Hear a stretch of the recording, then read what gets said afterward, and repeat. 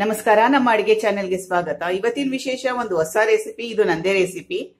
Rice item ಅಲ್ಲಿ ಎಷ್ಟು variety ಇದ್ರೂ ಅದು ಕಡಿಮೆನೆ ಅನ್ಸುತ್ತೆ ನಮ್ಗಳಿಗೆಲ್ಲ. ಇವತ್ತು ನಾನು ಮಾಡ್ತಾ ಇದ್ದೀನಿ ಟೊಮೆಟೊ ಪುಳಿಯೋಗರೆ ರೈಸ್ ಬಾತ್. ಪುಳಿಯೋಗರೆ ಪುಡಿನ ಯೂಸ್ ಮಾಡಿ ಟೊಮೆಟೊ ಬಾತ್ ಮಾಡ್ತಾ ಇದ್ದೀನಿ. ಇದು ತುಂಬಾನೇ ಚೆನ್ನಾಗಿರುತ್ತೆ, ನಿಮ್ಗೆಲ್ಲ ಇಷ್ಟ ಆಗೇ ಆಗುತ್ತೆ ಅಂತ ಅನ್ಕೊಳ್ತೀನಿ. ನಿಮ್ಗೆ ಈ ರೆಸಿಪಿ ಇಷ್ಟ ಆದರೆ ದಯವಿಟ್ಟು ಸಬ್ಸ್ಕ್ರೈಬ್ ಮಾಡೋದನ್ನ ಮರಿಬೇಡಿ. ಲೈಕ್ ಮಾಡಿ, ಶೇರ್ ಮಾಡಿ, ಕಮೆಂಟ್ ಮಾಡಿ. ಮತ್ತೆ ಎಲ್ಲ ನನ್ನ ಸಬ್ಸ್ಕ್ರೈಬರ್ ಇಲ್ಲದೆ ಇದ್ದವ್ರು ಎಲ್ಲರಿಗೂ ನನ್ನ ಧನ್ಯವಾದಗಳು. ಈಗ ಟೊಮೆಟೊ ಪುಳಿಯೋಗರೆ ರೈಸ್ ಬಾತ್ ಹೇಗೆ ಮಾಡೋದು ಅಂತ ನೋಡೋಣ. ಮೊದಲಿಗೆ ನೀವು ಯಾವ್ದ್ರಲ್ಲಿ ಮಾಡ್ತೀರಾ ಅದು ಇಟ್ಕೊಳ್ಳಿ. ನಾನು ಬಾಣಲೆ ಇಟ್ಕೊಂಡಿದ್ದೀನಿ.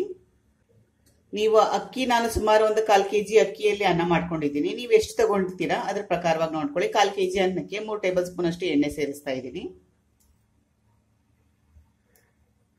ಎಣ್ಣೆ ಕಾದ ನಂತರ ಸಾಸಿವೆ ಅರ್ಧ ಚಮಚದಷ್ಟು, ಇಂಗು ಒಂದು 1/4 ಚಮಚದಷ್ಟು ಇಲ್ಲಿ ಸೈಡಲ್ಲಿ ಹಾಕೊಂಡಿರಿ. ಕಡಲೆಬೇಳೆ ಅರ್ಧ ಚಮಚದಷ್ಟು, ಉದ್ದಿನಬೇಳೆ ಅರ್ಧ ಚಮಚದಷ್ಟು, ಕಡಲೆ ಬೀಜ 1 ಟೇಬಲ್ ಸ್ಪೂನ್ ಅಷ್ಟು. ಇದು ಸ್ವಲ್ಪ ಜಾಸ್ತಿ ಕ್ವಾಂಟಿಟಿ. ಇದು ಸ್ವಲ್ಪ ಕಡಲೆ ಬೀಜ ಒಂದು ಅರ್ಧ ಬೆಂದ ಮೇಲೆ ಒಣಮೆಣಸಿನಕಾಯಿ ಸೇರಿಸೋಣ. ಈಗ ಕಡಲೆ ಬೀಜ, ಉದ್ದಿನಬೇಳೆ, ಕಡಲೆಬೇಳೆ ಅರ್ಧದಷ್ಟು ಬೆಂದಿದೆ. ಒಣಮೆಣಸಿನಕಾಯಿ ಒಂದು 3-4 ಈ ತರ ತುಂಡು ಮಾಡಿ ಇಟ್ಟಿದ್ದೀನಿ. ಕರಿಬೇವಿನೆಲೆ ಸುಮಾರು ಒಂದು 8 ರಿಂದ 10. ಮೊದಲೇ ಒಣಮೆಣಸಿನಕಾಯಿ ಮತ್ತೆ ಕರಿಬೇವಿನ ಸೊಪ್ಪನ್ನ ಸೇರಿಸಿದ್ರೆ ತೀರಾನೇ ಕಪ್ಪಗಾದಂಗ ಆಗುತ್ತೆ. ಅದಕ್ಕೆ ಕಡಲೆ ಬೀಜನ ಒಂದು ಅರ್ಧ ಪಾಲಷ್ಟು ಬೆಂದ ನಂತರ ಸೇರಿಸ್ಕೊಂಡಿದ್ದೀನಿ. ಈಗ ಮತ್ತಷ್ಟು ಕಡಲೆ ಬೀಜ ಸ್ವಲ್ಪ ಕೆಂಪಾಗೋವರೆಗೂ ಹುರ್ಕೊಳ್ಳೋಣ. ಈಗ ಕಡಲೆ ಬೀಜ ಎಲ್ಲ ಕೆಂಪಾಗಿದೆ. ಟೊಮೆಟೊ ಸೇರಿಸ್ತಾ ಇದ್ದೀನಿ. ಸುಮಾರು ಒಂದು 3 medium size tomato. By chance ನಾಟಿ ಟೊಮೆಟೊ ಸಿಕ್ಕಿದ್ರೂ ಪರವಾಗಿಲ್ಲ, ಅದು ಸ್ವಲ್ಪ ಹುಳಿಯಾಗಿರುತ್ತೆ. ನಾನು ಆಪಲ್ ಟೊಮೆಟೊ ಸೇರಿಸ್ತಾ ಇದ್ದೀನಿ.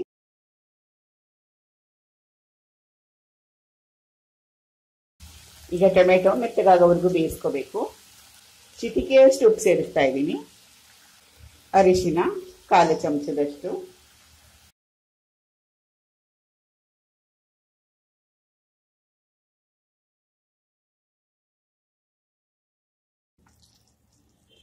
ಈಗ ಟೊಮೆಟೊ ಎಲ್ಲ ಮೆತ್ತಗೆ ಚೆನ್ನಾಗಿ ಬೆಂದಿದೆ.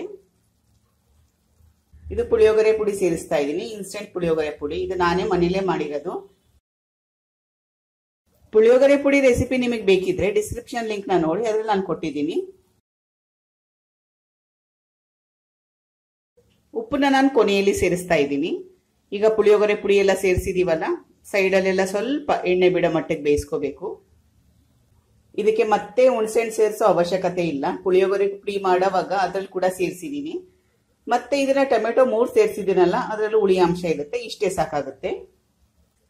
ಆಮೇಲೆ ಸ್ವಲ್ಪ ಬೆಲ್ಲ, ಇದು ಆಪ್ಷನಲ್ ಆಗಿ ಇಟ್ಕೊಳ್ಳಿ. ನಿಮಗೆ ಬೇಕಿದ್ರೆ ಸೇರಿಸಲಿಲ್ಲ ಅಂದ್ರೂ ಪರವಾಗಿಲ್ಲ.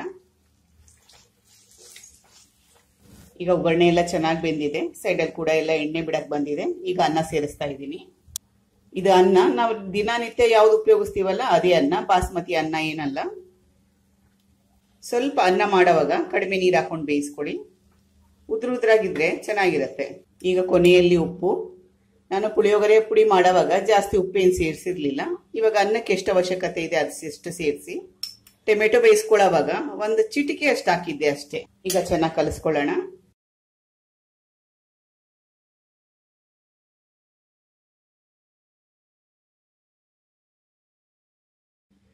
ಈಗ ಎಲ್ಲ ಆದ್ಮೇಲೆ ಒಣ ಕೊಬ್ಬರಿ ತುರಿ ಸ್ವಲ್ಪ, ಜಾಸ್ತಿ ಏನ್ ಬೇಡ.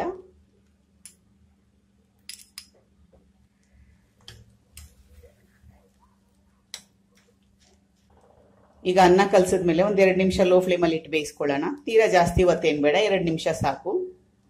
ಈಗ ರುಚಿಕರವಾಗಿರೋ ಟೊಮೆಟೊ ಪುಳಿಯೋಗರೆ ರೈಸ್ ಬಾತ್ ತಯಾರಾಗಿದೆ. ತುಂಬಾನೇ ರುಚಿಯಾಗಿರುತ್ತೆ. ಒಂದ್ಸತಿ ಟ್ರೈ ಮಾಡಿ. ನಾವು ಯಾವಾಗ್ಲೂ ಅದೇ ರೆಸಿಪಿ ಟ್ರೈ ಮಾಡ್ತಾ ಇರ್ತೀವಿ. ಅದೇ ಪುಲಾವು, ಅದೇ ಟೊಮೆಟೊ ಬಾತು ಅಥವಾ ಅದೇ ಚಿತ್ರಾನ್ನ. ಒಂದ್ಸತಿ ಈ ತರ ಫ್ಯೂಷನ್ ಅಡುಗೆ ಅಂತ ಕೂಡ ಹೇಳ್ಬೋದು. ಇದನ್ನ ಒಂದ್ಸತಿ ಟ್ರೈ ಮಾಡಿ, ನಿಮ್ಗೆ ಇಷ್ಟ ಆಗೇ ಆಗುತ್ತೆ. ಇಷ್ಟ ಆದ್ರೆ ದಯವಿಟ್ಟು ನನ್ನ ಚಾನೆಲ್ನ ಸಬ್ಸ್ಕ್ರೈಬ್ ಮಾಡೋದನ್ನ ಮರಿಬೇಡಿ. ಲೈಕ್ ಮಾಡಿ, ಶೇರ್ ಮಾಡಿ, ಕಮೆಂಟ್ ಮಾಡಿ. ಈಗ ನಾನು ಸರ್ವಿಂಗ್ ಬೌಲ್ಗೆ ಹಾಕೊಳ್ತಾ ಇದ್ದೀನಿ. ನಿಮ್ಗೆಲ್ಲ ಈ ರೆಸಿಪಿ ಇಷ್ಟ ಆದರೆ ದಯವಿಟ್ಟು ಸಬ್ಸ್ಕ್ರೈಬ್ ಮಾಡೋದನ್ನ ಮರಿಬೇಡಿ. ಲೈಕ್ ಮಾಡಿ, ಶೇರ್ ಮಾಡಿ, ಕಮೆಂಟ್ ಮಾಡಿ. Thank you for watching. ಧನ್ಯವಾದಗಳು.